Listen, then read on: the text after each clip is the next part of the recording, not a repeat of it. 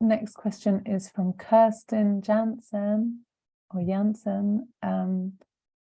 And I actually checked her page to find out what she did, because she didn't say. And what I found was mental health and psychological wellness coach, working with self-worth and boundaries.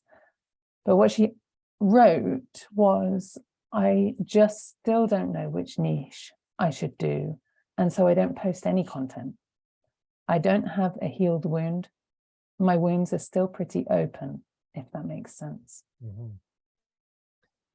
Well, then I would just say, if you're wanting to build a business around helping people, ultimately around some of the wounds you've gone through, then you're not ready. And that's okay. So then you have a job. Then you work for somebody else while you're healing those wounds. And when it feels time, and you'll know when it feels time, then you do it. And until then you don't, because you're just not there yet. Yeah, for all of you, if you don't have a niche, you don't have a niche. And of course you can get help with that. Sometimes that's what I do a lot of in my puttering sessions with people. In my one-on-one work, that's the biggest question people come with. And often we're able to figure something out. But you also might talk to somebody like Alex Baisley, bigdreamprogram.com. He's really good at helping people figure out what their thing is from a basic level. But if you don't have any idea what it is you want to be known for at all, then I just don't think you're ready for business. At that point, it's a hobby, and I would just keep it as a hobby and enjoy that until something pops and becomes clear. Again, either of who you want to work with, what you do, where you do it, when you do it, why you do it, how you do it, that something in there gets clear along the way. And the big question to ask around niching is, you keep looking at the marketplace and you ask, what's missing here? What's missing? What's not provided that ought to be? That's the entrepreneurial question.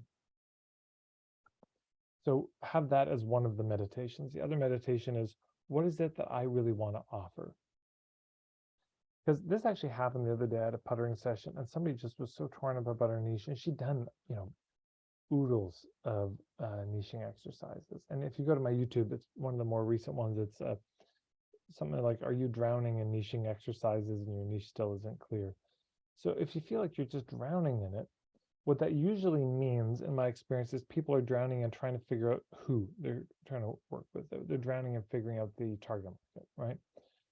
So, but niche is just, what do you want to be known for? And the who is one part of it. But there's still the what, where, when, why, and how. Those are also parts of your niche.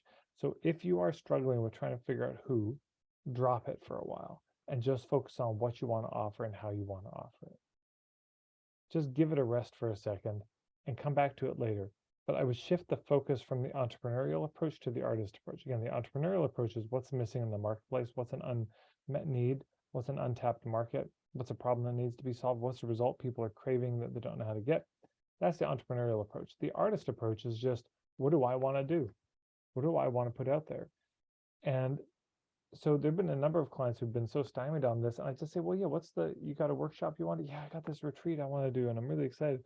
Tell me about it. And they tell me it's great. And I say, just design it and shop it around. See who's interested. See if you can fill it. Just start with that. Start with the thing you want to do. And then you may notice who it's for along the way. Yeah. Amazing. Thank you, Ted and Kirsten. I hope that is helpful for you.